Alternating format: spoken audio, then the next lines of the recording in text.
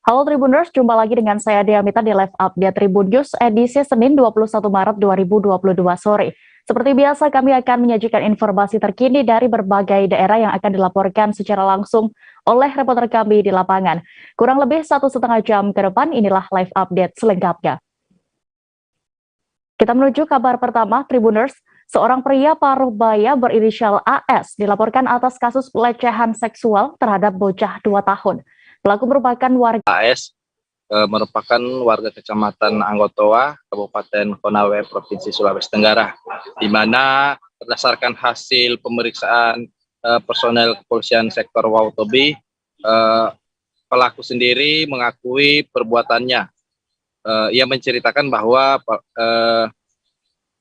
tindakan itu, sebelum melakukan tindakan tidak terpuji itu, pelaku sebelumnya meminum minuman keras jenis pongasi. Nah, TKP juga pada saat itu sementara berada di Kecamatan Anggotoa, yang dimana sementara digelar pesta pernikahan. Kronologi awalnya di mana orang tua korban pada saat itu pulang kampung di TKP pada Sabtu tanggal 18 kemarin, digelar digelar sebuah tari-tarian yang merupakan kebiasaan warga di sini. Nah, sekitar pukul 11 atau pukul 12 waktu Indonesia Tengah, orang tua korban datang diberitahukan oleh 2 orang saksi bahwa agar melihat anaknya yang sedang ia tidurkan di kamar rumah orang tua atau nenek korban. Nah, setelah pergi melihat anaknya yang dalam kondisi menangis itu, orang tua korban mendapati bahwa anaknya saat itu sedang menangis dan merasa kesakitan pada bagian kemaluannya. Sehingga ia mulai merasa curiga, lalu menanyakan kepada pelaku apa yang telah diperbuat pelaku kepada korban atau anaknya. Nah, pada saat itu pelaku tidak mengakui perbuatan yang telah ia lakukan kepada korban. Ia berdalih bahwa ia hanya menggendong saja korban. Namun tidak percaya dengan keterangan dari pelaku, orang tua korban kemudian melaporkan di Polsek Wautobi sekitar pukul 01.30 atau setengah 2 subuh pada hari Minggu dini hari.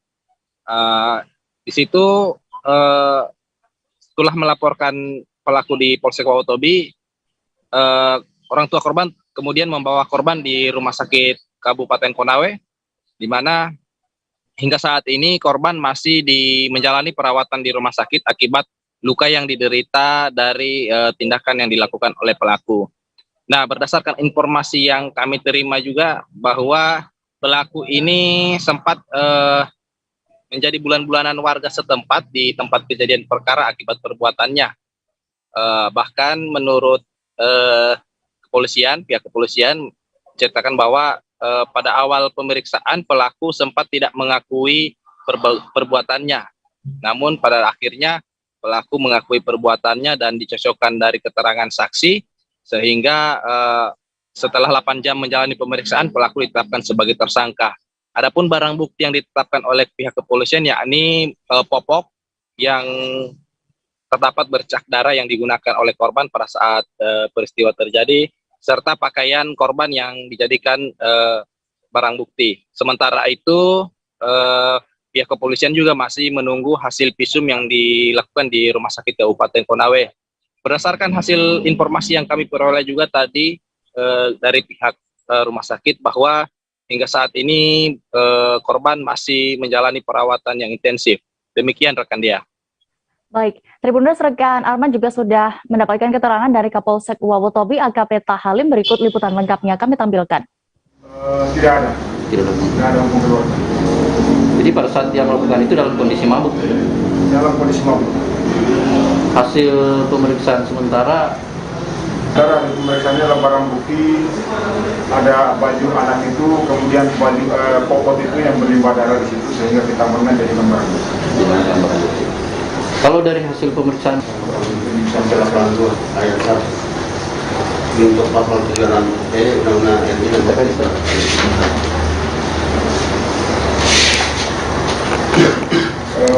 yaitu pasal 82 ayat 1 junto pasal 76E Undang-Undang RI nomor 17 tahun 2018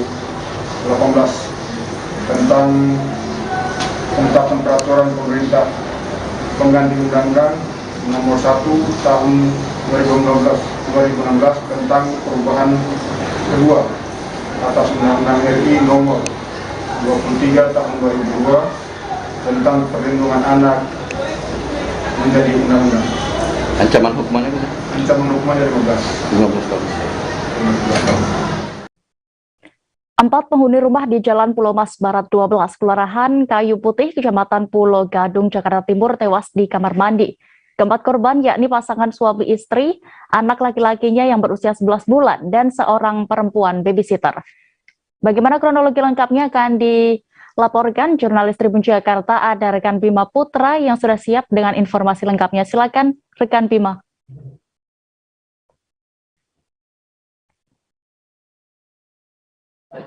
Ya, bahwa pada minggu kemarin sekira pukul 4 sore, keempat korban yang dua di antara merupakan pasangan suami istri, satu orang anak laki-laki berusia 11 bulan dan seorang babysitter perempuan ditemukan meninggal di kamar mandi akibat tersetrum yang diduga arus listrik tersebut berasal dari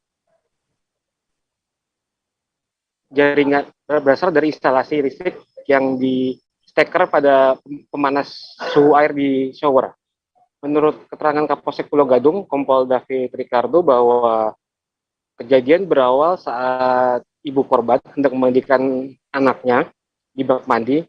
Saat itu terdengar suara teriakan minta tolong dari ibu korban, sehingga yang didengar oleh babysitter perempuan dan suami korban sendiri.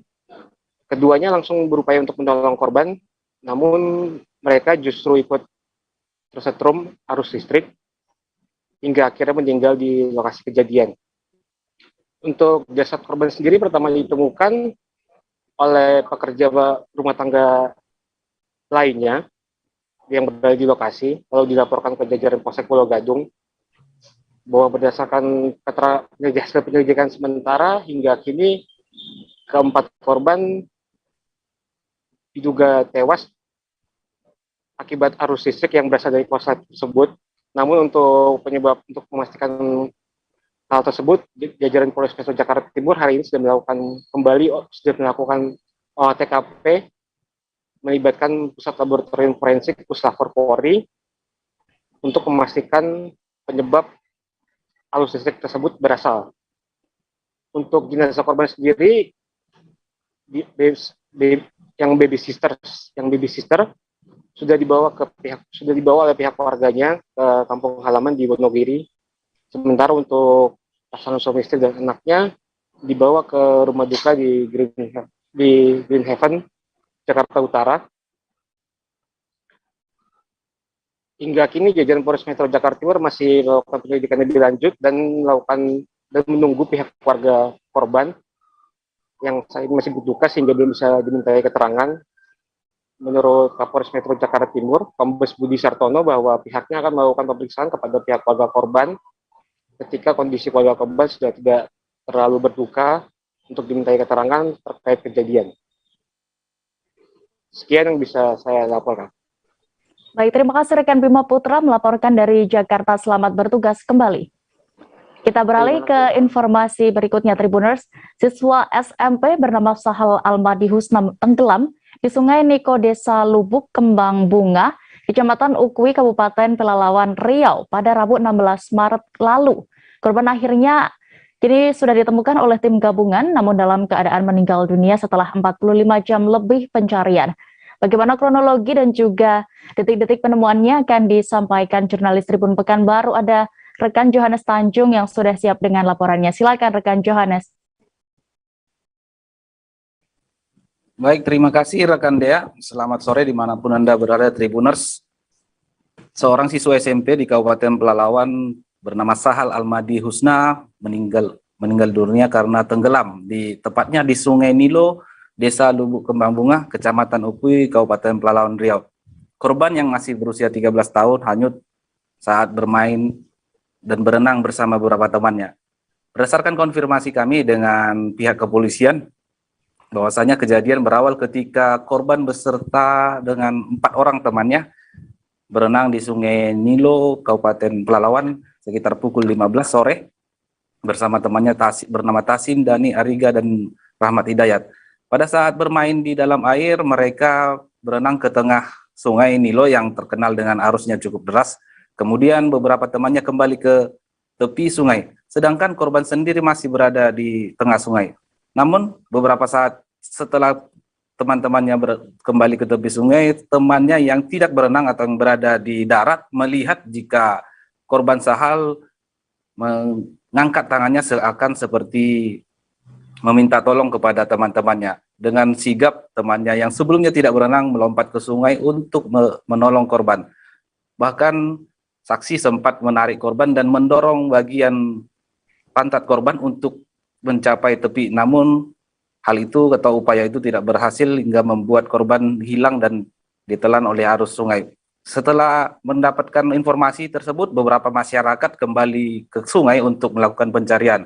Bahkan beberapa pihak seperti instansi kepolisian, TNI, dan BPBD juga turun ke lokasi untuk melakukan pencarian dari hari pertama. Namun tidak ditemukan atau upaya tidak berhasil pada hari pertama. Pencarian kembali dilakukan di hari kedua berdasarkan konfirmasi kami dengan pihak BPBD Kabupaten Pelalawan. Pada pencarian hari kedua ini melibatkan cukup banyak tim berasal dari BPBD, Damkar Pelalawan, Polsek Ukui, Pol Airut, Satpol Airut, Polres Pelalawan, Basarnas, dan beberapa masyarakat yang sukarela juga ikut melakukan pencarian menggunakan perahu karet, speedboat, kapal pompong, dan juga sampan. Usaha pencarian dilakukan dengan menyusuri bagian hulu dan hilir sungai dari titik di mana korban tenggelam. Bahkan 2 orang penyelam dari Basarnas juga diturunkan pada hari kedua pencarian. Namun proses pencarian yang dimulai sejak pagi hingga menjelang malam atau menjelang maghrib pada hari kedua tidak membuahkan hasil. Pencarian kembali dilanjutkan pada hari ketiga, yaitu tepatnya hari Jumat, dengan full tim dan lebih banyak lagi masyarakat yang turun untuk melakukan pencarian.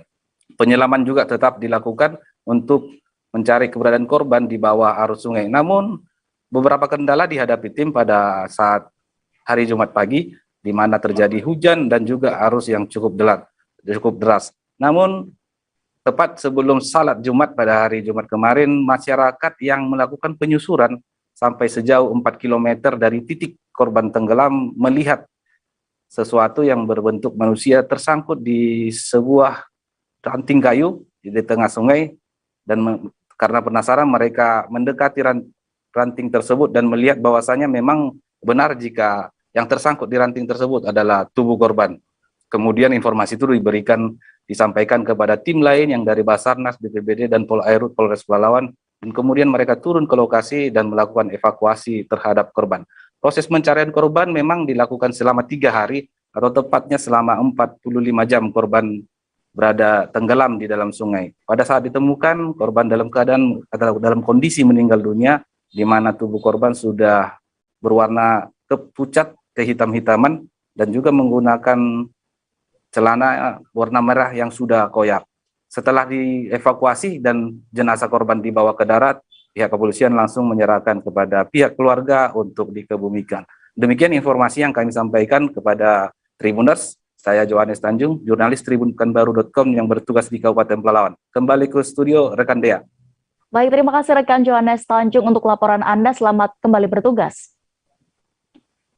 Delegasi Dewan Perwakilan Rakyat Indonesia menolak proposal resolusi yang ditawarkan parlemen negara-negara Eropa yang mengenai perang Rusia-Ukraina. Delegasi Indonesia menilai proposal Eropa terlalu menghakimi salah satu pihak dalam perang.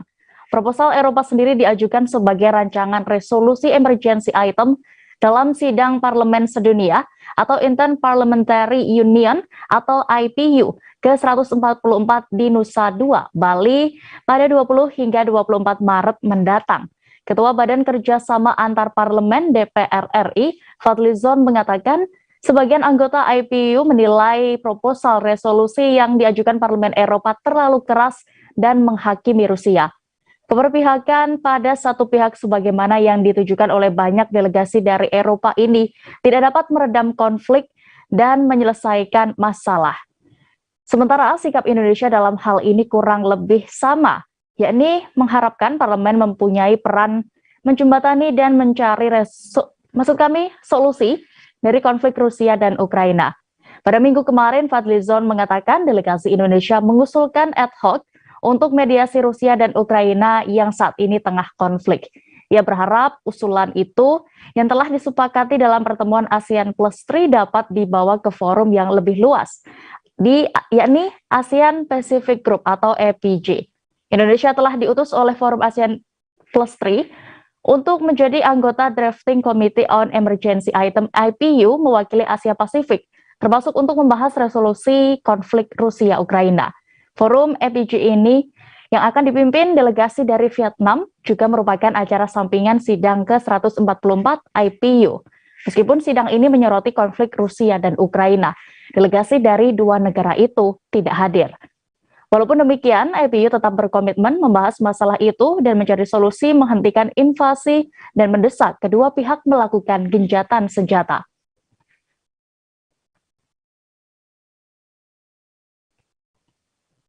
Tribuners, usai jeda berikut kami akan sajikan kabar terkait pemeriksaan Haris Azhar dan Fathia Maulidiyanti sebagai tersangka kasus pencemaran nama baik Luhut hanya di Live Update Tribun News selengkapnya. Oke, apa kabar Bang Aris di sini untuk strateginya? Kalau saya sendiri di Jumit 37 ini yang semalam baru mulai, saya udah sebenarnya aku nggak ngerasa itu penangkapan atau penggerbegan atau apapun itu, karena gini loh, posisinya aku kriteria. Jadi kita mengenal disebut dengan stroke yang tidak berdarah dengan stroke yang berdarah. Stroke yang tidak berdarah itu biasanya ditandai dengan adanya penyumbatan. Kalau itu penyumbatan di sini mungkin pikirnya tidak ke situ kali ya, tapi kalau di Korea atau di Kamboja itu ada beberapa paper yang saya itu mas, ya dulunya tukang koran. Oh gitu ya, tukang koran. Ya saya baca itu pak. Tuh kan pernah baca kan? Ya. Jadi kalau saya jadi tanggang itu udah bersyukur banget. Si anak ini dijadikan sebagai tersangka begitu. Ya kalau ini kita bicara yang di luar kasus Sebongombo ya. Dengan nama hujan shower, di mana terdapat batas jelas antara daerah hujan dan tidak hujan yang biasanya terjadi pada fase awal master stage atau tahap berbahaya itu Kang. Jadi mulai artinya terjadinya perlembekan. Nah itu untuk penetrasi akan sulit gitu ya. Dok saya ini menurut saya memang tidak mudah, bukan urusan tanah diambil. Kalau misalnya Amerika Serikat sekarang, Rasulullah mengatakan dalam sebuah hadis bahwa berpuasa di 6 hari Syawal itu. Oke, apa kabar Bang Aris di sini untuk strateginya? Kalau saya sendiri di Jumit 37 ini yang semalam baru mulai, saya udah sebenarnya aku nggak ngerasa itu penangkapan atau penggerbegan atau apapun itu, karena gini loh, posisinya aku kriteria. Jadi kita mengenal disebut dengan stroke yang tidak berdarah dengan stroke yang berdarah. Stroke yang tidak berdarah itu biasanya ditandai dengan adanya penyumbatan. Kalau itu penyumbatan di sini mungkin pikirnya tidak ke situ kali ya, tapi kalau di Korea atau di Kamboja itu ada beberapa paper yang saya itu mas, ya dulunya tukang koran. Oh gitu ya, tukang koran. Ya saya baca itu pak. Tuh kan pernah baca kan? Ya. Jadi kalau saya jadi tanggang itu udah bersyukur banget. Si anak ini dijadikan sebagai tersangka begitu. Ya kalau ini kita bicara yang di luar kasus Sebongombo ya. Dengan nama hujan shower, di mana terdapat batas jelas antara daerah hujan dan tidak hujan yang biasanya terjadi pada fase awal master stage atau tahap berbahaya itu Kang. Jadi mulai artinya terjadinya perlembekan. Nah itu untuk penetrasi akan sulit gitu ya. Dok saya ini menurut saya memang tidak mudah, bukan urusan tanah diambil. Kalau misalnya Amerika Serikat sekarang, Rasulullah mengatakan dalam sebuah hadis bahwa berpuasa di 6 hari Syawal itu. Oke, apa kabar Bang Aris di sini untuk strateginya? Kalau saya sendiri di Jumit 37 ini yang semalam baru mulai, saya udah Sebenarnya aku nggak ngerasa itu penangkapan atau penggerbegan atau apapun itu. Karena gini loh, posisinya aku kriteria. Jadi kita mengenal disebut dengan stroke yang tidak berdarah dengan stroke yang berdarah. Stroke yang tidak berdarah itu biasanya ditandai dengan adanya penyumbatan. Kalau itu terjadi di sini mungkin pikirnya tidak ke situ kali ya, tapi kalau di Korea atau di Kamboja itu ada beberapa paper yang saya itu mas, ya dulunya tukang koran. Oh gitu ya. Tukang koran. Ya saya baca itu Pak. Tuh kan pernah baca kan? Ya. Jadi kalau saya jadi tanggal itu udah bersyukur banget. Si anak ini dijadikan sebagai tersangka begitu. Ya kalau ini kita bicara yang di luar kasus Sebongombo ya, dengan nama hujan shower, di mana terdapat batas jelas antara daerah hujan dan tidak hujan yang biasanya terjadi pada fase awal master stage atau tahap Berbahaya dewasa. itu Kang. Jadi mulai artinya terjadinya perlembekan. Nah itu untuk penetrasi akan sulit gitu ya. Dok, saya ini menurut saya memang tidak mudah, bukan urusan tanah diambil. Kalau misalnya Amerika Serikat sekarang, Rasulullah mengatakan dalam sebuah hadis bahwa berpuasa di 6 hari Syawal itu. Oke, apa kabar Bang Arifki di sini untuk strateginya? Kalau saya sendiri di Jumit 37 ini yang semalam baru mulai, saya udah Sebenarnya aku nggak ngerasa itu penangkapan atau penggerbegan atau apapun itu. Karena gini loh, posisinya aku kriteria. Jadi kita mengenal disebut dengan stroke yang tidak berdarah dengan stroke yang berdarah. Stroke yang tidak berdarah itu biasanya ditandai dengan adanya penyumbatan. Kalau itu terjadi di sini mungkin pikirnya tidak ke situ kali ya, tapi kalau di Korea atau di Kamboja itu ada beberapa paper yang Saya itu mas, ya dulunya tukang koran. Oh gitu ya. Tukang koran. Ya saya baca itu Pak. Tuh kan pernah baca kan? Ya. Jadi kalau saya jadi tanggal itu udah bersyukur banget. Si anak ini dijadikan sebagai tersangka begitu. Ya kalau ini kita bicara yang di luar kasus Sebongombo ya, dengan nama hujan shower, di mana terdapat batas jelas antara daerah hujan dan tidak hujan yang biasanya terjadi pada fase awal master stage atau tahap Berbahaya dewasa. itu Kang. Jadi mulai artinya terjadinya perlembekan. Nah itu untuk penetrasi akan sulit gitu ya. Dok, saya ini menurut saya memang tidak mudah, bukan urusan tanah diambil. Kalau misalnya Amerika Serikat sekarang, Rasulullah mengatakan dalam sebuah hadis bahwa berpuasa di 6 hari Syawal itu. Oke, apa kabar Bang Arifki di sini untuk strateginya? Kalau saya sendiri di Jumit 37 ini yang semalam baru mulai, saya udah Sebenarnya aku nggak. Kembali di live update, kita menuju informasi berikutnya.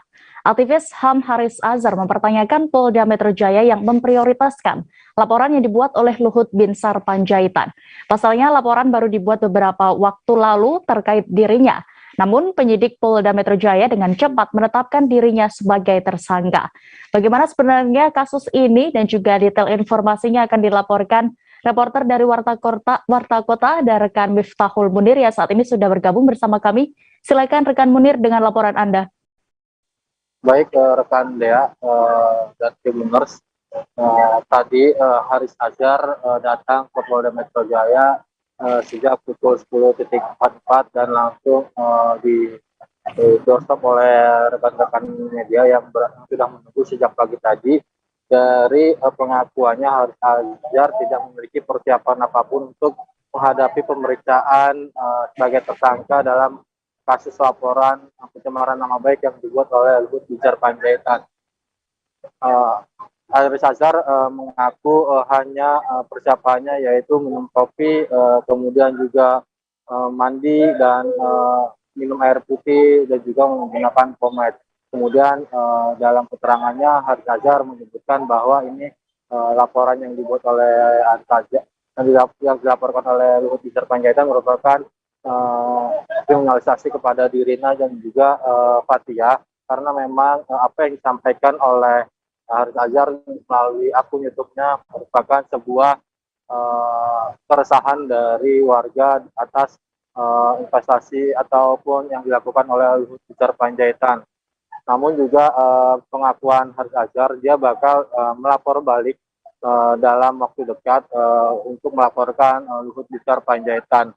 Kemudian juga Haris hari ini belum diketahui apakah bakal langsung dilakukan penahanan oleh penyidik Polda Metro Jaya atau tidak. Begitu rekan Dea.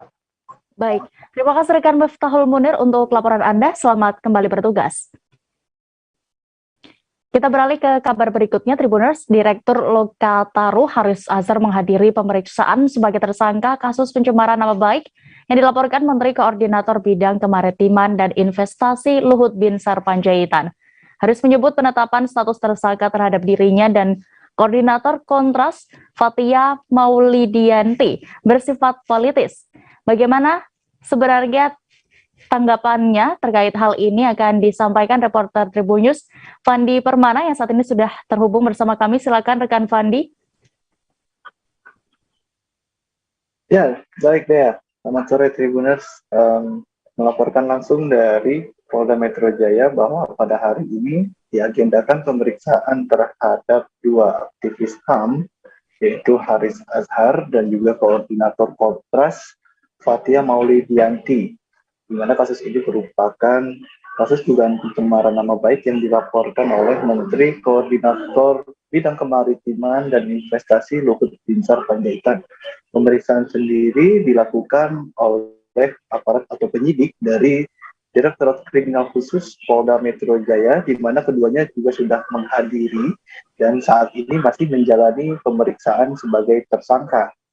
Haris saat diwawancarai oleh awak media tadi menyebutkan bahwa dirinya siap menjalani pemeriksaan pada hari ini dan juga tidak ada persiapan khusus dalam menghadapi pemeriksaan dengan penyidik pada hari ini.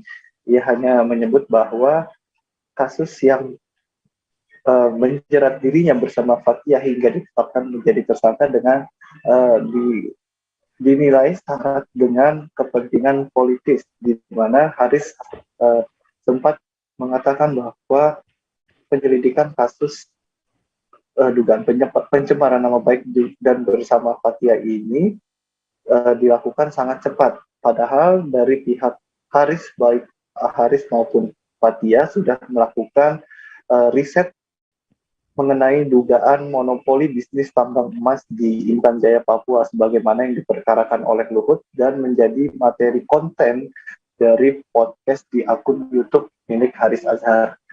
Kemudian juga Fathia Maulidianti juga mengutarakan hal yang sama, bahwa dirinya pun siap apabila polisi melakukan penahanan pasca pemeriksaan terhadap dirinya sebagai tersangka, dan ia menyebut bahwa kasus ini memang sejak dari awal proses hukum terhadap Haris maupun Fathia syarat dengan kepentingan di dalamnya. Dia juga membandingkan dengan perkara-perkara yang sudah dilaporkan ke pihak kepolisian, namun penanganannya tidak sama dengan perkara kasus dugaan pencemaran nama baik ini. Dan tadi di depan gedung Direktorat Kriminal Khusus Polda Metro Jaya, Haris dan Fathia juga mendapat dukungan moral dari aktivis HAM dari YLBHI, LBH Jakarta, dan juga beberapa aktivis Papua yang memberikan dukungan langsung kepada Haris dan Fathia. Para aktivis tersebut juga menyebut bahwa apa yang dialami oleh Haris dan Fathia merupakan bentuk kriminalisasi, karena baik Haris maupun Fathia telah memaparkan data-data secara lengkap dan semestinya harus ditanggapi dengan cara mediasi atau klarifikasi dari pihak pelapor, namun nyatanya mereka dipidanakan hingga menjadi tersangka. Dan Haris dan Fathia Maulidianti saat ini sudah menjalani pemeriksaan selama kurang lebih 5 jam dan belum diketahui apakah keputusan penyidik nanti akan menetapkan atau melakukan penahanan terhadap keduanya atau akan mengagendakan pemeriksaan lanjutan dalam kasus dugaan pencemaran nama baik dilaporkan oleh Menko Marves Luhut Binsar Panjaitan. Dea. Baik, Tribuners, berikut hasil wawancara rekan Fandi bersama Haris Azhar dan juga Fathia, selengkapnya kami tampilkan. Ini politis, ini upaya untuk membungkam baik membungkam saya, membungkam masyarakat sipil, dan sekaligus ini menunjukkan bahwa ada diskriminasi penegakan hukum. Karena orang-orang yang dibungkam ini seperti saya, Fathia, adalah orang-orang yang juga sudah punya banyak laporan ke kantor polisi, termasuk ke Polda Metro Jaya, tetapi tidak pernah ditanggapi. Ketika bicara prioritas laporan dari Saudara Luhut Binsar Panjaitan, maka pertanyaan saya, tunjukkan pasalnya di dalam KUHP yang memberikan makna soal prioritas, dan sehingga kasus ini perlu didahulukan. Apalagi dari sisi materi prosesnya, ini hanya menyasar pada soal YouTube saya. Pada polisi dan si pelapor tidak pernah menggubris, membuka ruang untuk membahas soal skandal laporan dari 9 organisasi yang saya bahas di YouTube saya. Bang, jadi lapor balik atau gimana? Ya, saya begini ya, sebetulnya saya beberapa bulan kemarin sampai proses ditersangkakan yang suratnya telat dikasih ke saya. Sebenarnya kita cukup rileks dalam artian kita nggak proaktif, meskipun kita menemukan bahwa ini ada dugaan tindak pidana atau kejahatan di sektor ekonomi dan akan ada beberapa dorongan dari publik juga terkait soal itu. Jadi kalau misalkan tidak ingin standar ganda, ya maka walaupun untuk beberapa kasus juga ada. Pelaporannya terkait apa? Apakah pencemaran nama baik juga? Bicarain lagi. Oke. Mbak, terakhir kemarin penasihat hukum dari pihak Luhut menyatakan bahwa mereka siap dibanding hati atau antara menjadi opini media, mereka siap di persidangan ada data. Kalau tanggapan Mbak, Ya data tuh bukan kan kalau pengadilan kan jaksa yang menuntut, bukan soal data. Kalau data tuh di ruang terbuka, ruang diskusi dong. Kita ada kasih data, dia kasih data juga, bukan kasih tuntutan dan dakwaan. Betul. Jadi kalau riset dibalasnya sama riset. Masih di DKI Jakarta, Tribuners, Pengadilan Negeri Jakarta Timur hari ini Senin 21 Maret 2022 menggelar sidang lanjutan perkara dugaan tindak pidana terorisme dengan terdakwa ex-Sekretaris Umum Front Pembela Islam Munarman. Adapun agenda sidang kali ini adalah mendengar pledoi atau nota pembelaan dari kubu Munarman terhadap tuntutan jaksa penuntut umum.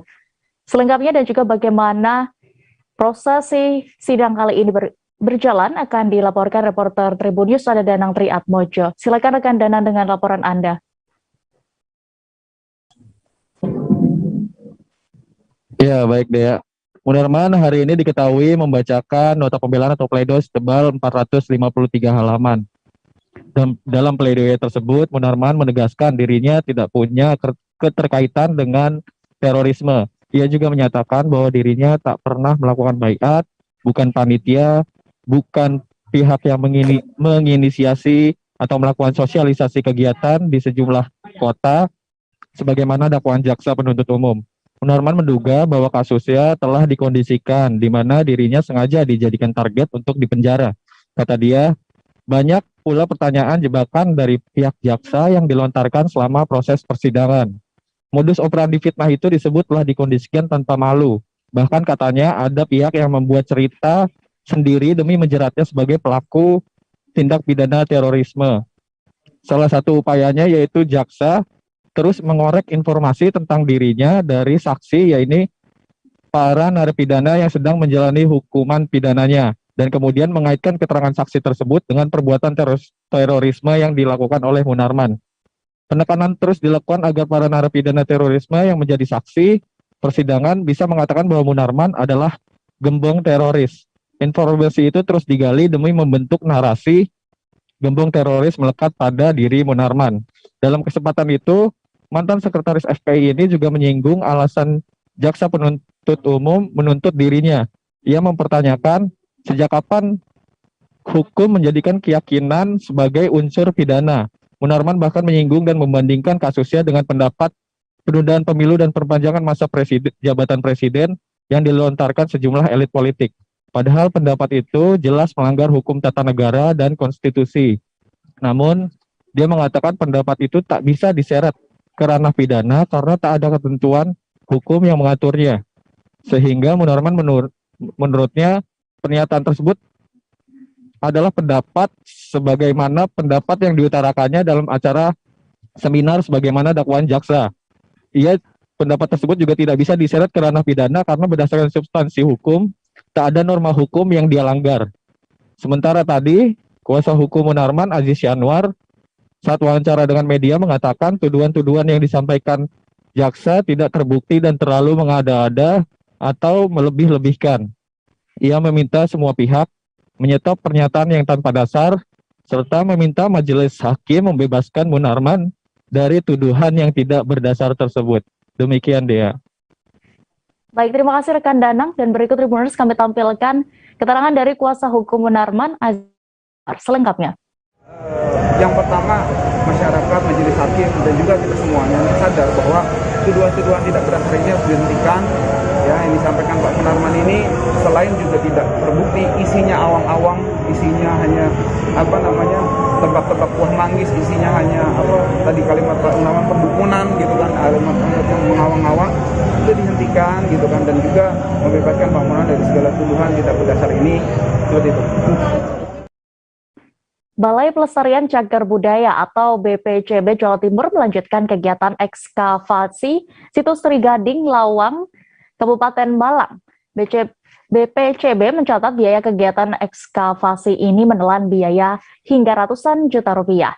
Bagaimana prosesnya dan juga penampakan terkini di situs tersebut akan dilaporkan reporter Surya Malang. Ada rekan Erwin Wicaksono yang saat ini sudah bergabung bersama kami di sana. Silakan rekan Erwin. Ya, baik, terima kasih, Dea.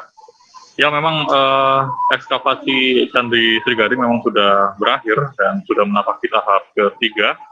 Dan untuk itu berdasarkan data dan keterangan yang kami dapat dari BPJB Jawa Timur yang menerangkan bahwa biaya keseluruhan untuk ekskavasi candi yang terletak di Desa Trigading, Kecamatan Lawang, Kabupaten Malang tersebut mencapai 150 juta rupiah.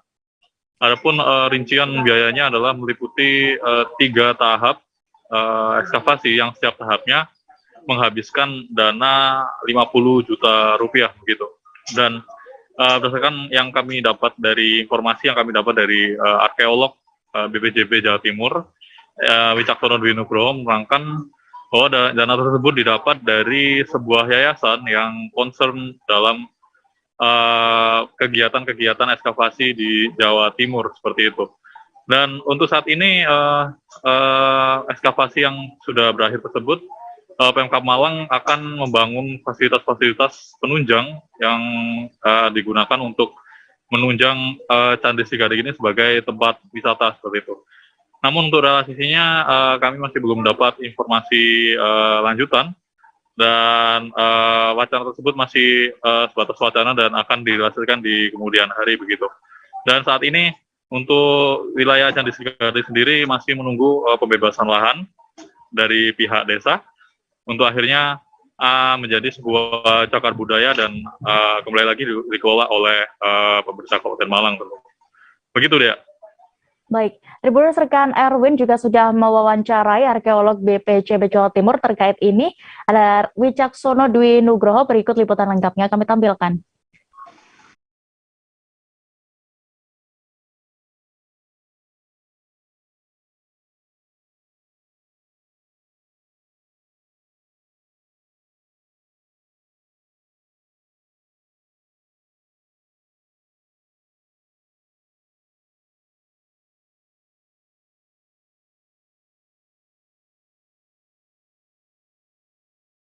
Ekskavasi yang dilaksanakan oleh BPCB sama Dinas Pariwisata dan Kebudayaan Kabupaten Malang yang didanai oleh LPM Kaloka.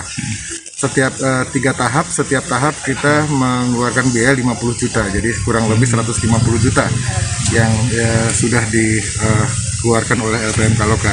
Dan tadi Pak Bupati menginstruksikan untuk nanti berbicara dengan LPM Kaloka apakah kemudian diganti begitu atau gimana skemanya. Itu seperti itu. Tahap yang paling banyak menguras biaya itu waktu ngapain, Pak Ujang? Tahap yang paling banyak menguras biaya. Tahap pertama ya. Okay. Jadi karena di sini masih gundukan tanah dan kita masih meraba-raba. Kalau meraba-raba kita belum bisa mengerahkan terlalu banyak orang dan ketika membongkar bata itu juga runtuhan bata itu sangat hati-hati. Jadi memang agak lambat begitu ya.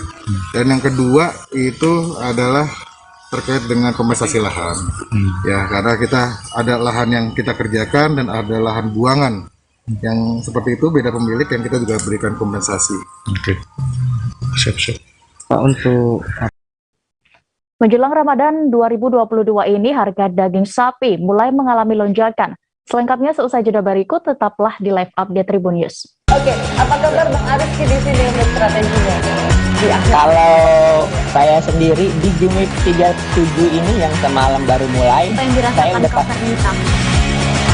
Sebenarnya aku nggak ngerasain penangkapan atau penggerbegan atau apapun itu. Karena gini loh, posisinya aku kriteria. Jadi kita mengenal disebut dengan stroke yang tidak berdarah dengan stroke yang berdarah. Stroke yang tidak berdarah itu biasanya ditandai dengan adanya penyumbatan. Kalau itu terjadi di sini mungkin pikirnya tidak ke situ kali ya, tapi kalau di Korea atau di Kamboja itu ada beberapa paper yang saya itu mas, ya dulunya tukang koran. Oh gitu ya, Tukang koran. Ya saya baca ya Pak. Tuh kan pernah baca kan? Ya. Jadi kalau saya jadi tangga itu udah bersyukur banget. Si anak ini dijadikan sebagai tersangka begitu. Ya, kalau ini kita bicara yang di luar kasus Situbondo ya, dengan nama hujan shower, di mana terdapat batas jelas antara daerah hujan dan tidak hujan yang biasanya terjadi pada fase awal mature stage atau tahap Berbahaya basah. itu Kang. Jadi mulai artinya terjadinya perlembekan. Nah itu untuk penetrasi akan sulit gitu ya. Dok, saya ini menurut saya memang tidak mudah, bukan urusan tanah diambil. Kalau misalnya Amerika Serikat sekarang, Rasulullah mengatakan dalam sebuah hadis bahwa berpuasa di 6 hari Syawal itu. Oke, apa kabar Bang Arif di sini untuk strateginya? Kalau saya sendiri di Jumit 37 ini yang semalam baru mulai, saya udah Sebenarnya aku nggak ngerasain penangkapan atau penggerbegan atau apapun itu. Karena gini loh, posisinya aku kriteria. Jadi kita mengenal disebut dengan stroke yang tidak berdarah dengan stroke yang berdarah. Stroke yang tidak berdarah itu biasanya ditandai dengan adanya penyumbatan. Kalau itu terjadi di sini mungkin pikirnya tidak ke situ kali ya, tapi kalau di Korea atau di Kamboja itu ada beberapa paper yang Saya itu mas, ya dulunya tukang koran. Oh gitu ya, Tukang koran. Ya saya baca ya Pak. Tuh kan pernah baca kan? Jadi kalau saya jadi tangga itu udah bersyukur banget. Si anak ini dijadikan sebagai tersangka begitu. Ya, kalau ini kita bicara yang di luar kasus Situbondo ya, dengan nama hujan shower, di mana terdapat batas jelas antara daerah hujan dan tidak hujan yang biasanya terjadi pada fase awal mature stage atau tahap Berbahaya basah. itu Kang. Jadi mulai artinya terjadinya perlembekan. Nah itu untuk penetrasi akan sulit gitu ya. Dok, saya ini menurut saya memang tidak mudah, bukan urusan tanah diambil. Kalau misalnya Amerika Serikat sekarang, Rasulullah mengatakan dalam sebuah hadis bahwa berpuasa di 6 hari Syawal itu. Terima kasih Anda masih menyaksikan live update Tribun News. Kita menuju kabar berikutnya. Jelang Ramadan 1443 Hijriah, harga daging sapi di Kabupaten Mamuju, Sulawesi Barat tembus Rp130.000 per kilogramnya. Seperti terpantau di lapak daging sapi Kompleks Pasar Baru di Jalan Abdul Syakur, Kelurahan Kariba. Bagaimana pantauan di sana? Selengkapnya akan dilaporkan jurnalis Tribun Sulbar, ada Fahrun Ramli yang saat ini sudah bergabung bersama kami. Silakan rekan Fahrun dengan laporan Anda.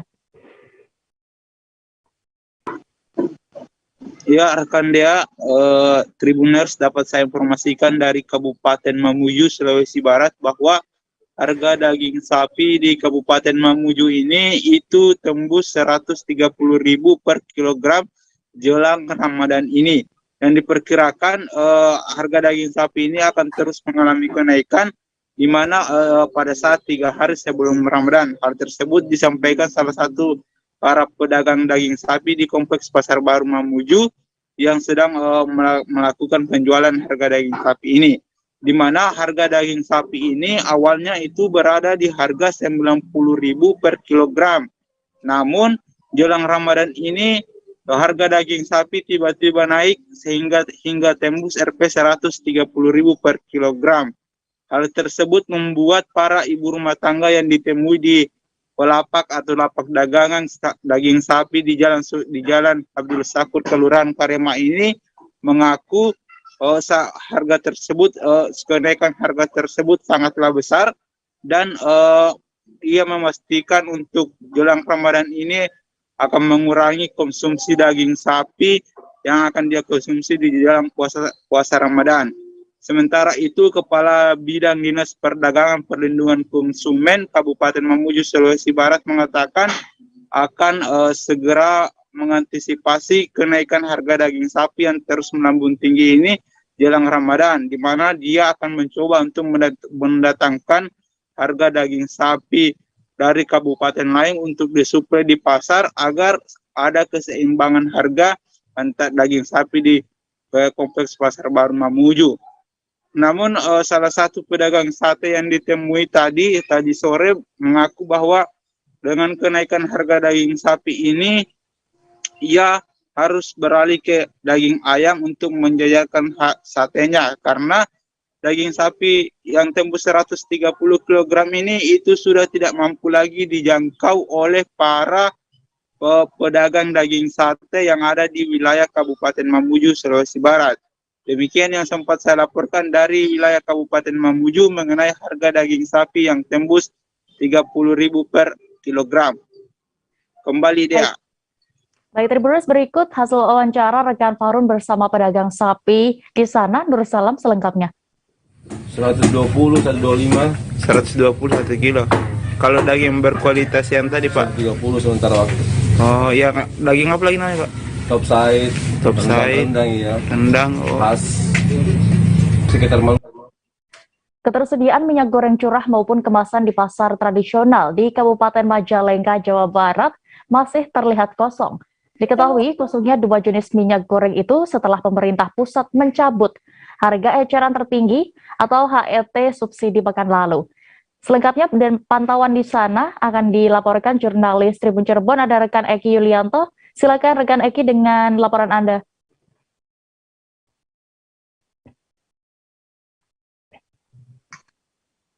Ya, selamat sore Dea. Selamat sore Tribunnews. Dapat saya laporkan bahwa ketersediaan minyak goreng baik yang kemasan maupun yang curah di Kabupaten Majalengka, Jawa Barat sulit didapat. Nah, kelangkaan terjadi khususnya di pasar tradisional Sidangkasih, Cigasong, Majalengka. Nah, pantauan saya pada Senin ini ya di beberapa kios para pedagang minyak tak terlihat adanya minyak goreng curah maupun kemasan.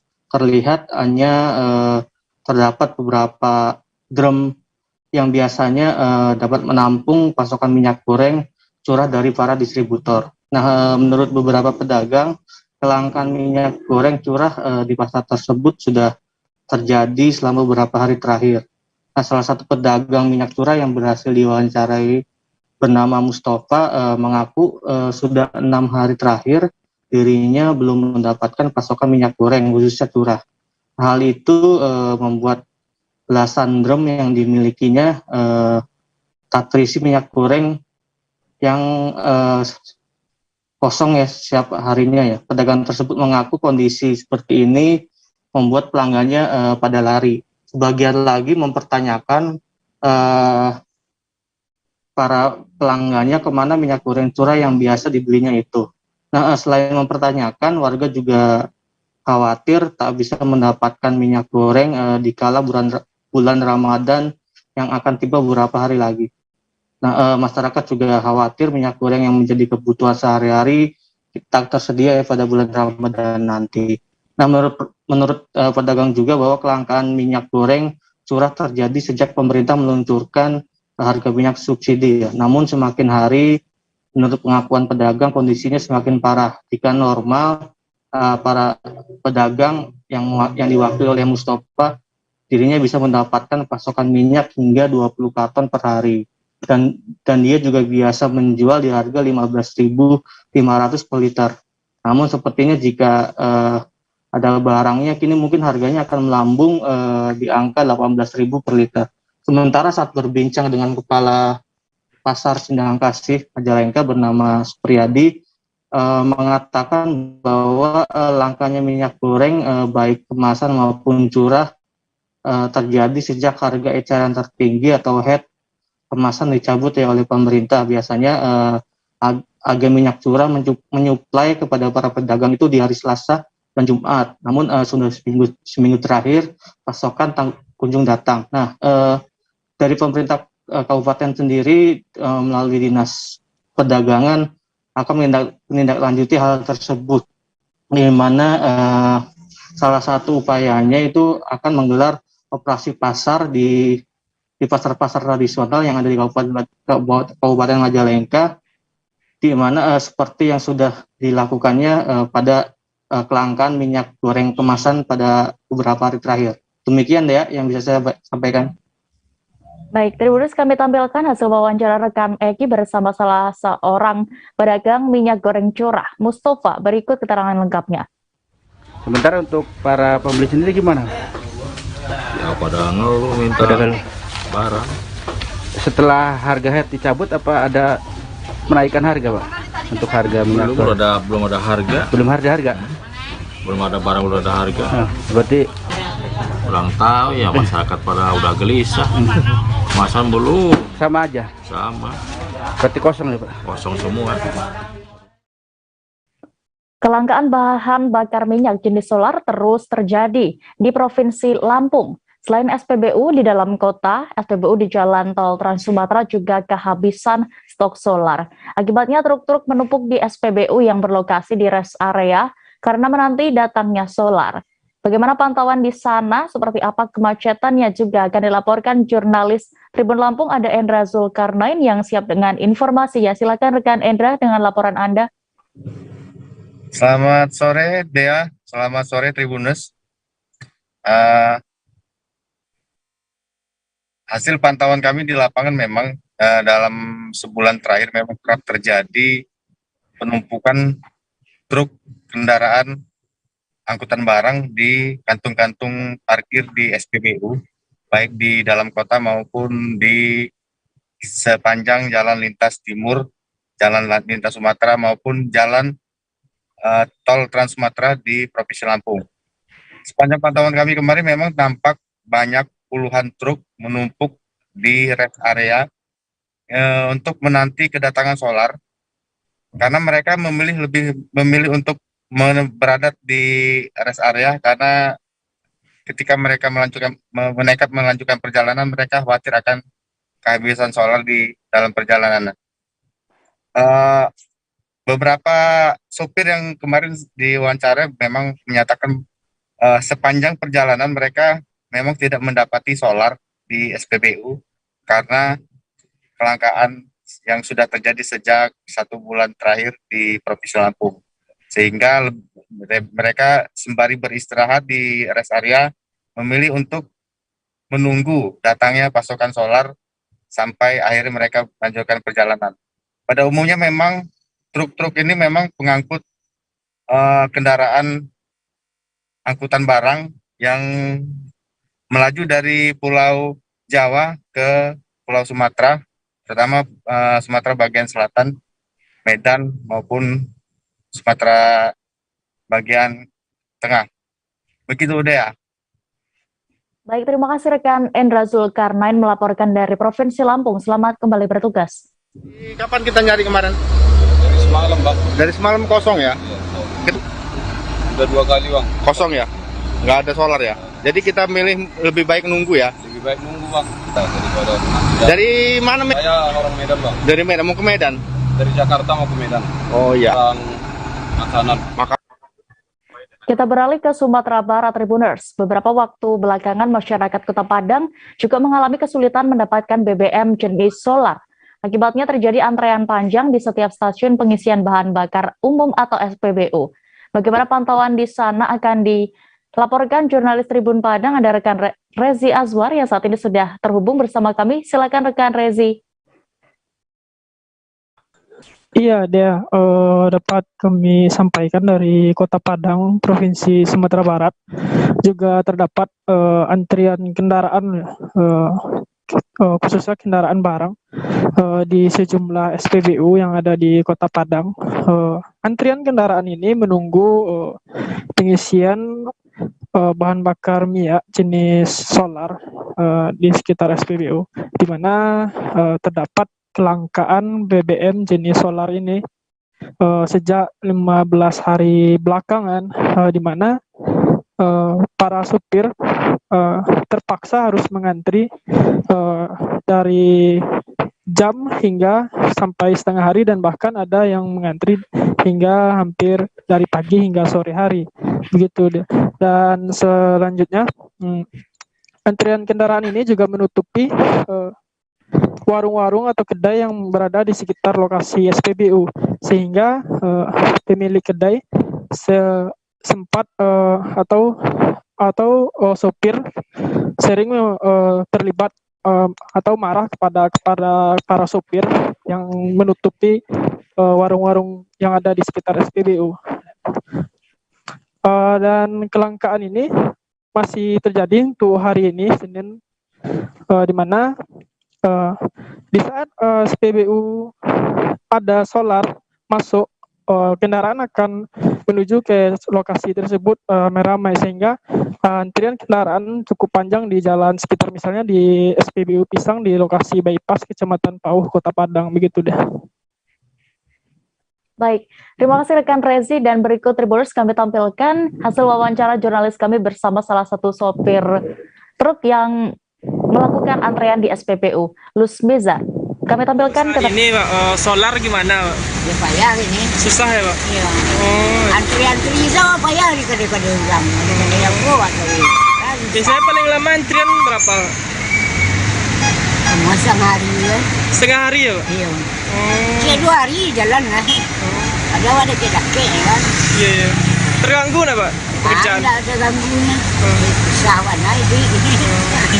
Biasanya kalau pengantaran jadi bertambah waktunya gitu, pengantaran barang. Biasanya itu sehari, jadi kayak 2 hari lah. Oh, iya. Kadang angka Solo itu Pak, kayak 2 hari dia.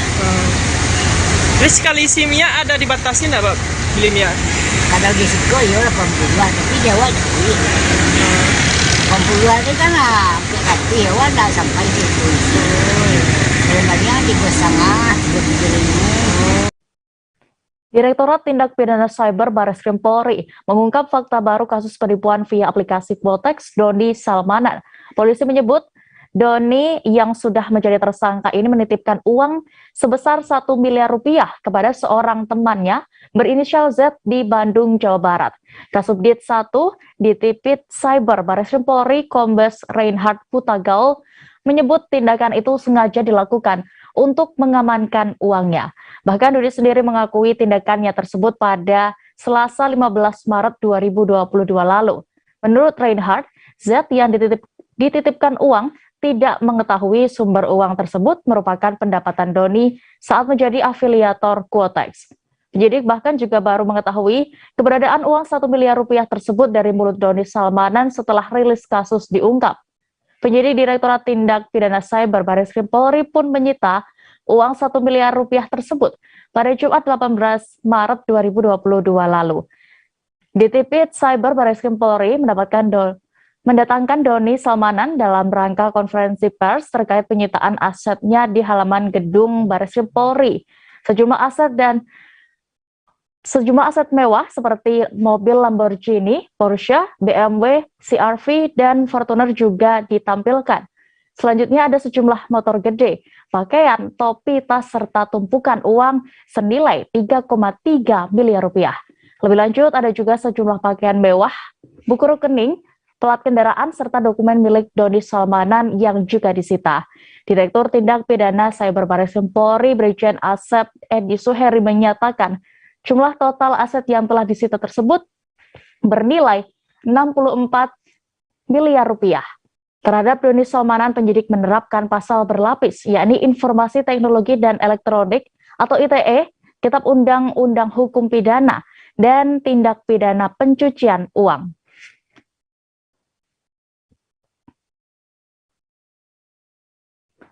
Kami masih akan kembali dengan informasi terbaru lainnya. Tribuners, tetaplah di Live Update. Oke, apa kabar Bang Ariski di sini untuk strateginya? Kalau saya sendiri di Gimit 37 ini yang semalam baru mulai, saya udah Sebenarnya aku nggak ngerasain penangkapan atau penggerebegan atau apapun itu, karena gini loh, posisinya aku kriteria. Jadi kita mengenal disebut dengan stroke yang tidak berdarah dengan stroke yang berdarah. Stroke yang tidak berdarah itu biasanya ditandai dengan adanya penyumbatan. Kalau itu terjadi di sini mungkin pikirnya tidak ke situ kali ya, tapi kalau di Korea atau di Kamboja itu ada beberapa paper yang saya itu mas, ya dulunya tukang koran. Oh gitu ya, tukang koran. Ya saya baca ya Pak. Tuh kan pernah baca kan? Ya. Jadi kalau saya jadi tanggal itu udah bersyukur banget. Si anak ini dijadikan sebagai tersangka begitu. Ya kalau ini kita bicara yang di luar kasus Sebongobo ya, dengan nama hujan shower, di mana terdapat batas jelas antara daerah hujan dan tidak hujan yang biasanya terjadi pada fase awal mature stage atau tahap berbahaya itu Kang. Jadi mulai artinya terjadinya perlembekan. Nah itu untuk penetrasi akan sulit gitu ya. Dok, saya ini menurut saya memang tidak mudah, bukan urusan tanah diambil.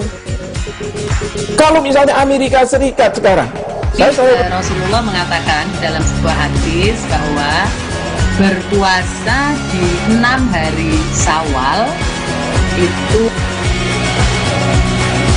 Oke, apa kabar Bang Ariski di sini untuk strateginya? Kalau saya sendiri di Gimit 37 ini yang semalam baru mulai, saya udah Sebenarnya aku nggak ngerasain penangkapan atau penggerebegan atau apapun itu, karena gini loh, posisinya aku kriteria. Jadi kita mengenal disebut dengan stroke yang tidak berdarah dengan stroke yang berdarah. Stroke yang tidak berdarah itu biasanya ditandai dengan adanya penyumbatan. Kalau itu terjadi di sini mungkin pikirnya tidak ke situ kali ya, tapi kalau di Korea atau di Kamboja itu ada beberapa paper yang saya itu mas, ya dulunya tukang koran. Oh gitu ya, tukang koran. Ya saya baca ya Pak. Tuh kan pernah baca kan? Ya. Jadi kalau saya jadi tanggal itu udah bersyukur banget. Si anak ini dijadikan sebagai tersangka begitu. Ya kalau ini kita bicara yang di luar kasus Sebongobo ya, dengan nama hujan shower, di mana terdapat batas jelas antara daerah hujan dan tidak hujan yang biasanya terjadi pada fase awal mature stage atau tahap berbahaya itu Kang. Jadi mulai artinya terjadinya perlembekan. Nah itu untuk penetrasi akan sulit gitu ya. Dok, saya ini menurut saya memang tidak mudah, bukan urusan tanah diambil. Kalau misalnya Amerika Serikat sekarang, Rasulullah mengatakan dalam sebuah hadis bahwa berpuasa di 6 hari Syawal itu. Oke, apa kabar Bang Ariski di sini untuk strateginya? Kalau saya sendiri di Gimit 37 ini yang semalam baru mulai, saya udah Sebenarnya aku nggak ngerasain penangkapan atau penggerebegan atau apapun itu, karena gini loh, posisinya aku kriteria. Jadi kita mengenal disebut dengan stroke yang tidak berdarah dengan stroke yang berdarah.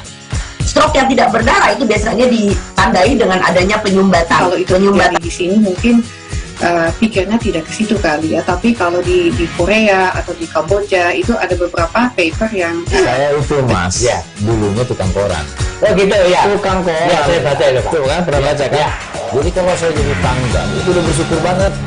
Si anak ini dijadikan sebagai tersangka begitu. Ya kalau ini kita bicara yang di luar kasus Sebongobo ya, dengan nama hujan shower, di mana terdapat batas jelas antara daerah hujan dan tidak hujan yang biasanya terjadi pada fase awal mature stage atau tahap berbahaya itu Kang. Jadi mulai artinya terjadinya perlembekan. Nah itu untuk penetrasi akan sulit gitu ya. Dok, saya ini menurut saya memang tidak mudah, bukan urusan tanah diambil. Kalau misalnya Amerika Serikat sekarang, Rasulullah mengatakan dalam sebuah hadis bahwa berpuasa di 6 hari Syawal itu. Oke, apa kabar Bang Ariski di sini untuk strateginya? Kalau saya sendiri di Gimit 37 ini yang semalam baru mulai, saya udah Sebenarnya aku nggak ngerasa itu penangkapan atau penggerbegan atau apapun itu. Karena gitu, posisinya aku kriteria. Jadi kita mengenal disebut dengan stroke yang tidak berdarah dengan stroke yang berdarah. Stroke yang tidak berdarah itu biasanya ditandai dengan adanya penyumbatan. Kalau itu terjadi di sini mungkin pikirnya tidak ke situ kali ya. Tapi kalau di Korea atau di Kamboja itu ada beberapa paper yang saya itu mas, ya dulunya tukang koran. Oh gitu ya. Tukang koran. Ya saya baca itu pak. Tuh kan pernah baca kan? Ya. Jadi kalau saya jadi tangga itu udah bersyukur banget. Si anak ini dijadikan sebagai tersangka begitu. Ya kalau ini kita bicara yang di luar kasus Situbondo ya. Dengan nama hujan shower, di mana terdapat batas jelas antara daerah hujan dan tidak hujan yang biasanya terjadi pada fase awal mature stage atau tahap Berbahaya dewasa. itu Kang. Jadi mulai artinya terjadinya perlembekan. Nah itu untuk penetrasi akan sulit gitu ya. Dok saya ini menurut saya memang tidak mudah, bukan urusan tanah diambil. Kalau misalnya Amerika Serikat sekarang, Rasulullah mengatakan dalam sebuah hadis bahwa berpuasa di 6 hari Syawal itu. Oke, apa kabar Bang Arif di sini untuk strateginya? Kalau saya sendiri di Jumit 37 ini yang semalam baru mulai, saya udah Sebenarnya aku nggak ngerasa itu penangkapan atau penggerbegan atau apapun itu. Karena gitu, posisinya aku kriteria. Jadi kita mengenal disebut dengan stroke yang tidak berdarah dengan stroke yang berdarah. Stroke yang tidak berdarah itu biasanya ditandai dengan adanya penyumbatan. Kalau itu terjadi di sini mungkin pikirnya tidak ke situ kali ya. Tapi kalau di Korea atau di Kamboja itu ada beberapa paper yang saya itu mas, ya dulunya tukang koran. Oh gitu ya. Tukang koran. Ya saya baca itu pak. Tuh kan pernah baca kan? Ya. Jadi kalau saya jadi tangga itu udah bersyukur banget. Si anak ini dijadikan sebagai tersangka begitu. Ya kalau ini kita bicara yang di luar kasus Situbondo ya. Dengan nama hujan shower, di mana terdapat batas jelas antara daerah hujan dan tidak hujan yang biasanya terjadi pada fase awal mature stage atau tahap Berbahaya dewasa. itu Kang. Jadi mulai artinya terjadinya perlembekan. Nah itu untuk penetrasi akan sulit gitu ya. Dok saya ini menurut saya memang tidak mudah. Terima kasih Anda masih menyaksikan live update Tribun News. Kita menuju kabar berikutnya dari Kalimantan Selatan. Ibarat tak kenal waktu, Satgas COVID-19 Kabupaten Balangan melalui Polres Balangan sebagai pelaksana gencar menggelar penjaringan vaksinasi untuk masyarakat. Pagi, siang, sore, hingga malam pun aktivitas ini terus dilakukan. Gerai vaksin juga tersedia dan dibuka untuk umum. Bagaimana pantauan pelaksanaannya akan dilaporkan wartawan Banjarmasin. Bos, ada rekan Isti Rohayanti yang saat ini sudah terhubung bersama kami. Silakan rekan Isti dengan laporan Anda. Oke, baik, terima kasih Dea. Jadi seperti yang bisa kita lihat tadi malam itu memang ada kegiatan penjaringan terhadap warga yang belum bervaksinasi, khususnya bagi mereka yang melintasi Jalan Ayani 0 km Paringin, Kabupaten Balangan. Dan rata-rata warga juga adalah mereka yang datang ke pasar malam di wilayah Paringin, Dea ya. Kemudian untuk program penjaringan vaksinasi ini juga dilakukan oleh jajaran Polres Balangan beserta TNI dan Nakes juga pemerintah daerah. Dan ini dilakukan dalam satu hari itu hampir 4 kali, bahkan ada yang sampai 5 kali. Jadi ini juga bertujuan untuk meningkatkan herd immunity di Kabupaten Balangan agar nantinya saat Ramadan sudah tiba, masyarakat Balangan itu sudah bisa beraktivitas secara normal di Kabupaten Balangan, begitu deh. Baik, Tribuners, terkait kegiatan ini, rekan Isti juga sudah mewawancarai Kabak Ops Polres Balangan, Kompol Sony F. L. Gaul. Berikut keterangan lengkapnya.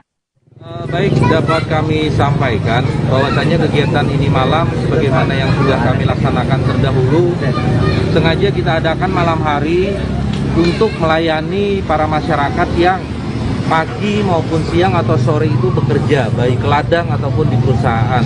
Nah, sehingga malam hari ini kita buka pelayanan ini, Mbak, supaya mereka punya waktu untuk dapat bervaksin ke gerai kami. Untuk sasaran sebenarnya kami tidak terlalu berpatokan ke sasaran, namun pada intinya kami membuka gerai ini supaya masyarakat mudah untuk mencari di mana saya harus bervaksin. Intinya sebenarnya itu.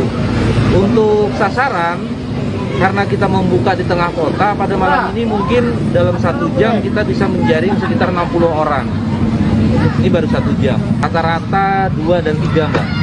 Untuk dosis 1 karena saat ini kita sudah 97%, sehingga mencari dosis 1 itu agak susah. 2 dan 3 yang bagus.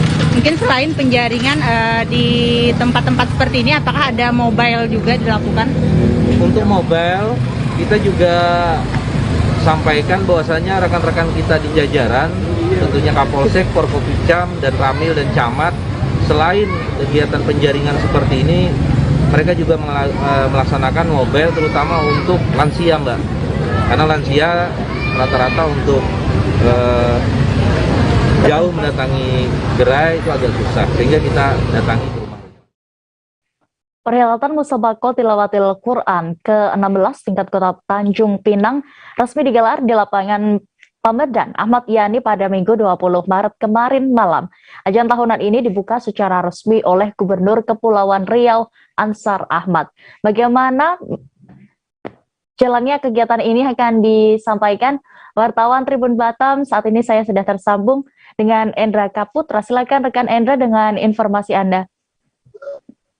Baik, Dea dan sahabat Tribun, dapat dilaporkan bahwa pada 20 Maret 2022, tepatnya tadi malam, Musabaqah Tilawatil Quran atau MTQ tingkat Kota Tanjung Pinang yang ke-16 telah digelar dan dibuka secara resmi oleh Gubernur Provinsi Kepulauan Riau Ansar Ahmad.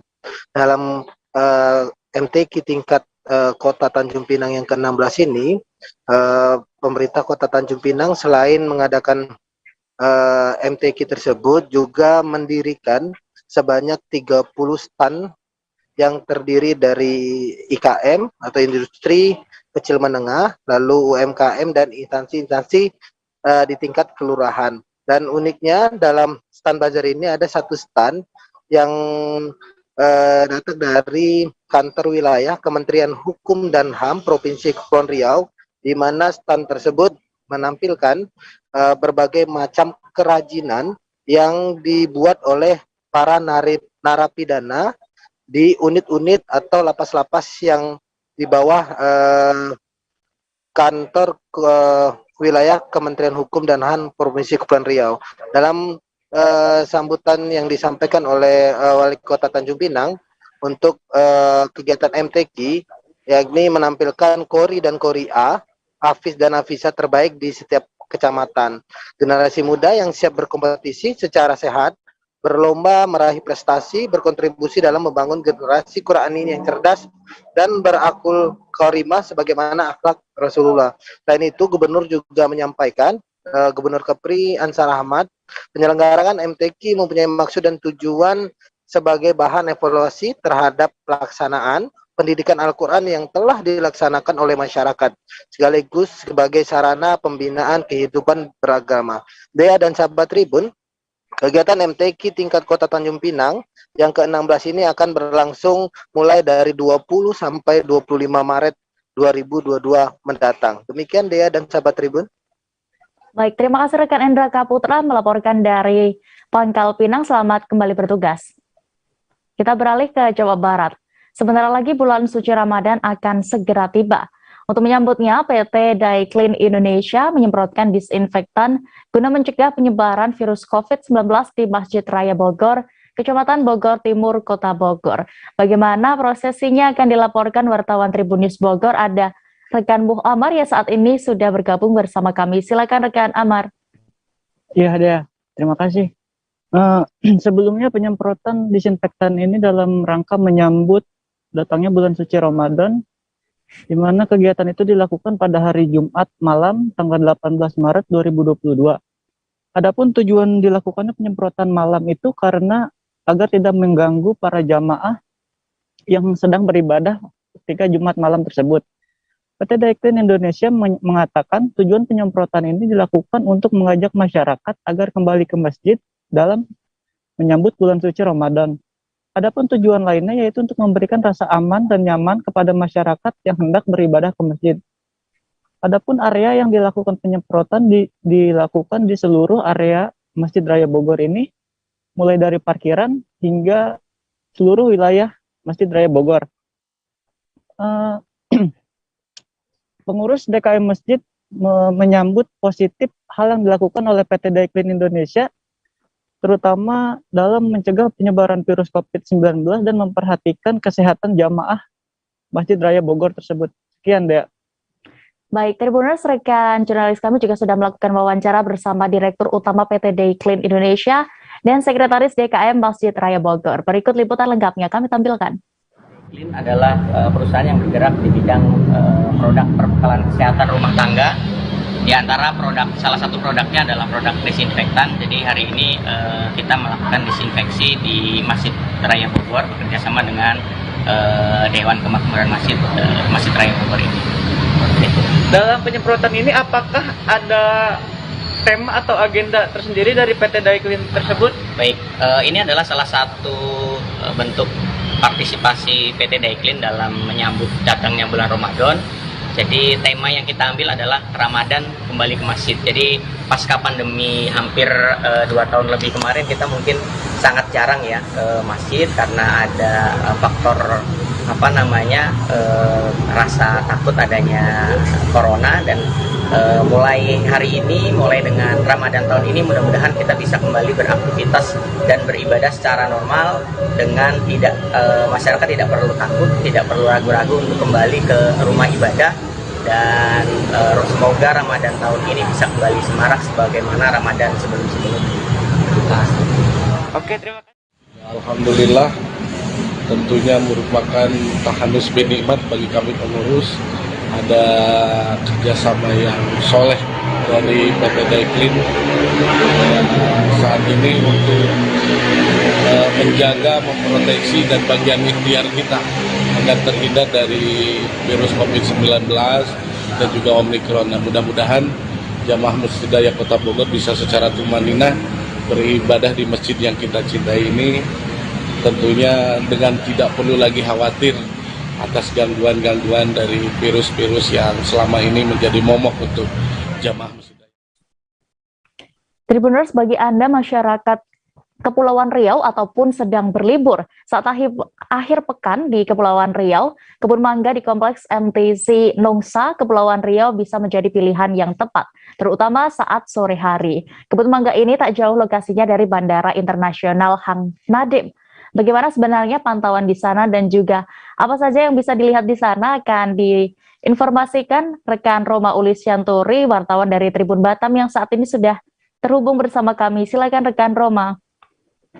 Baik, terima kasih rekan Dea. Menikmati akhir pekan dan bahkan tidak hanya akhir pekan melainkan sore hari, warga Kota Batam khususnya yang berada di Kecamatan Nongsa ataupun Kecamatan Batam Kota Kelurahan Belian memilih menghabiskan akhir pekannya di kebun mangga MTC. Nah, rekan Dea dan para tribun, lokasi ini menjadi lokasi idaman oleh setiap warga Kota Batam lantaran tidak ada dipungut biaya untuk berlibur ke kebun mangga di komplek MTC Nongsa ini.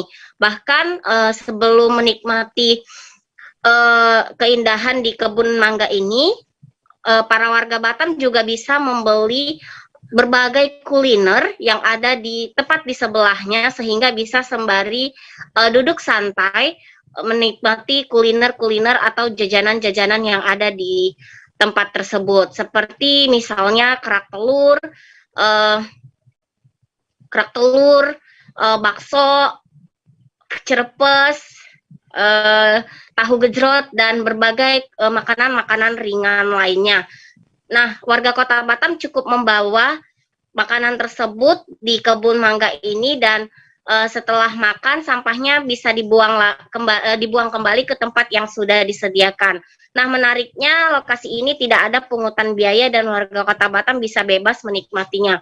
Bukan hanya duduk santai, warga Kota Batam juga bisa berolahraga seperti lari, di kawasan komplek MTC ini ataupun di kawasan kebun mangga ini. Bisa juga melakukan aktivitas olahraga lainnya seperti bermain raket, lalu bersepeda, lalu bermain sepatu roda dan lain sebagainya. Nah, tempat ini juga menjadi idaman para orang tua untuk membawa anak-anaknya jalan-jalan sore. Begitu rekan Dea dan Tribuners. Kepulauan Riau, Kota Batam, Roma Ulisyanturi melaporkan. Baik, terima kasih rekan Roma Ulisyanturi untuk informasi dari Anda. Selamat bertugas kembali. Kita beralih ke kabar berikutnya. Sekumpulan komunitas dan aktivis di Manado mengadakan festival seni sulut bersuara untuk kesetaraan. Festival seni sulut bersuara ini merupakan puncak rangkaian acara peringatan International Women's Day di Manado. Bagaimana berlangsungnya acara ini akan diinformasikan wartawan Tribun Manado, ada Iswara Safitri yang saat ini sudah terhubung bersama kami. Silakan rekan Iswara dengan laporan Anda.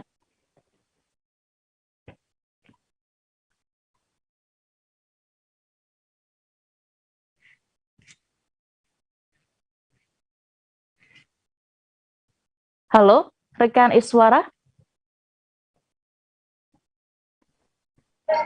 Halo Dea dan Tribuners.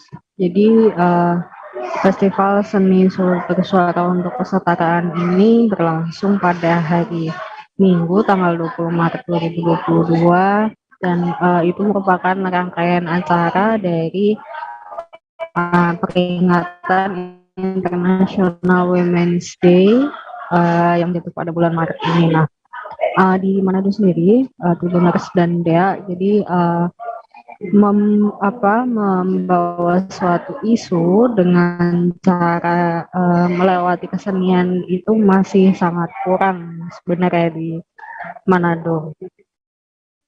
Kebanyakan itu kalau kita membahasnya itu hanya melalui media massa ataupun tempat formal lainnya seperti seminar atau di bidang akademik.